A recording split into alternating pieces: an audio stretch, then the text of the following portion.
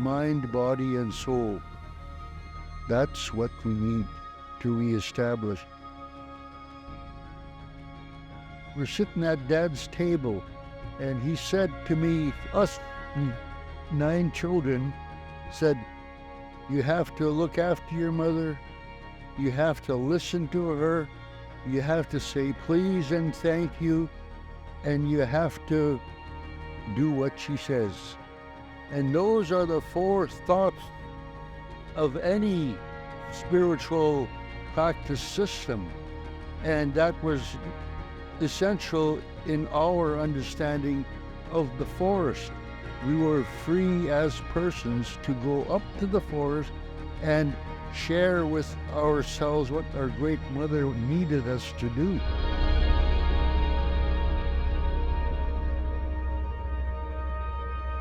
This world is going broke.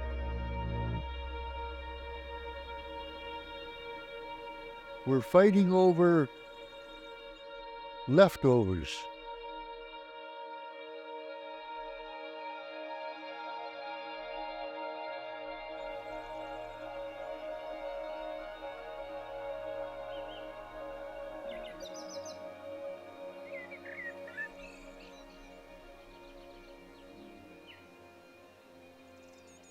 They go find resources everywhere they can. Anything of valuable that will make the crown richer or white man richer is exploited, and the BC is a classic example of total and utter imperial colonial governing.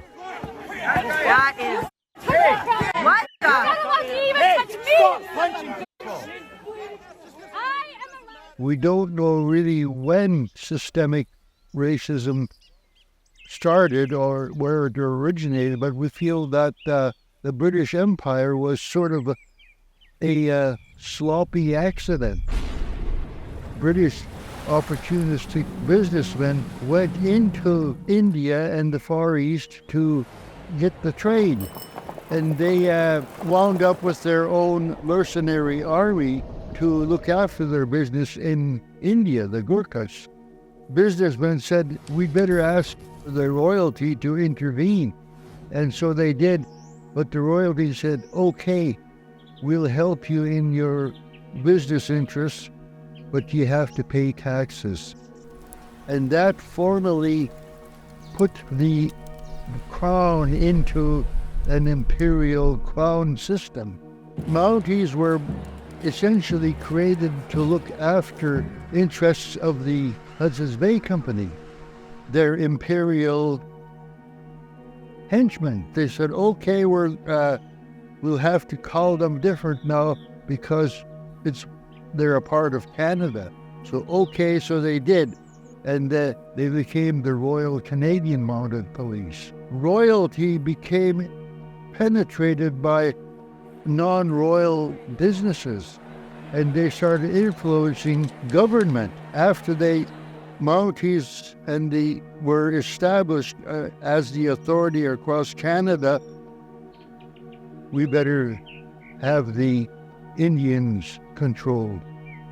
And so the Indian Act was created. That set up a perfect scenario for the utter crushing of our people by creating, at that time, the residential schools from the Indian Act.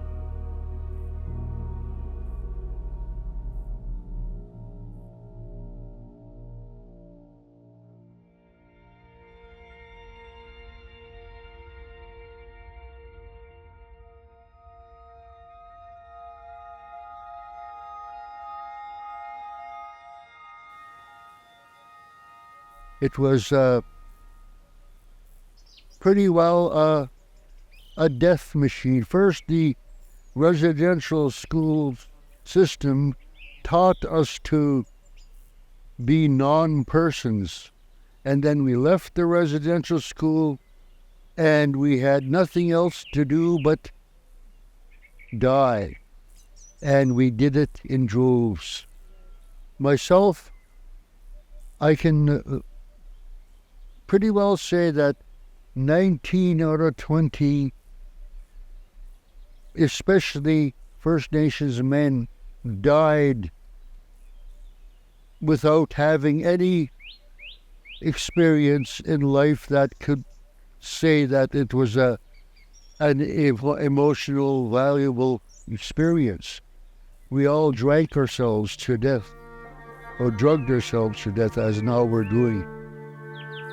All civilizations have deprived their members of their natural need to be within nature. We were stuffed into apartments or boxed into reservations, and we were taught not to think, only do what the education system lets us do. This world now is in a desperate spot where it's realizing that people are beings, that we have souls, and they want this world to not realize that. So the best thing they can do to protect their interests is to obliterate all forests.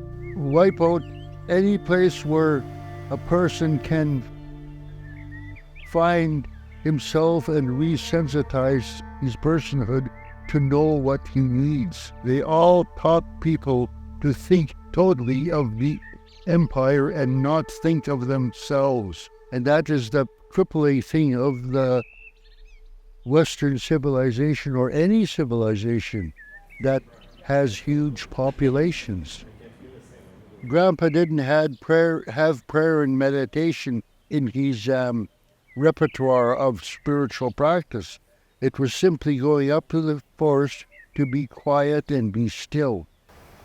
And Grandpa said that you will leave the forest and you will know when and what to do intuitively. You will wind up with direction in your life on how to get and look after your basic needs at peace with yourself and with its world. That is the main part of the forest's value in this life. The forest gives people peace. The forest is a sensitizing machine that our great mother created us in the forest, and she brings us back into her cathedrals to learn her will and her instructions for mankind. We are here because of each other. We are here for our children. We are here to save our great mother's gift to us, her old growth.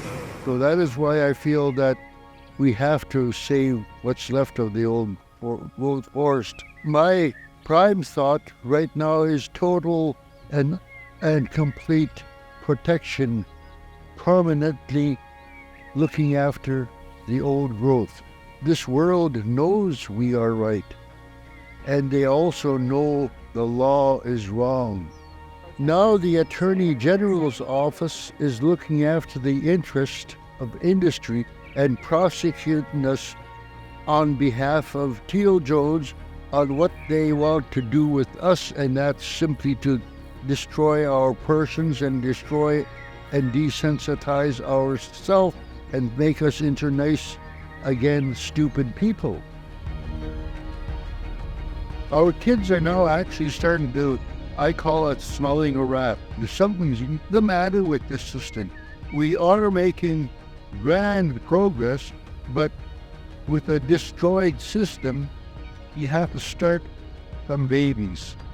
You have to start from the very basic tools of survival, and that our great mother invented, the family. You have to look after your mother. You have to listen to her.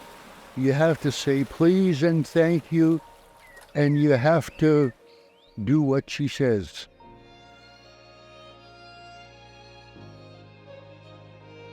Those are the four thoughts of any spiritual practice system, and that was essential in our understanding of the forest. We were free as persons to go up to the forest and share with ourselves what our great mother needed us to do in a balanced mind, body, and soul. That's what we need to reestablish. And the economic colonial system of oppression is dead against personhood.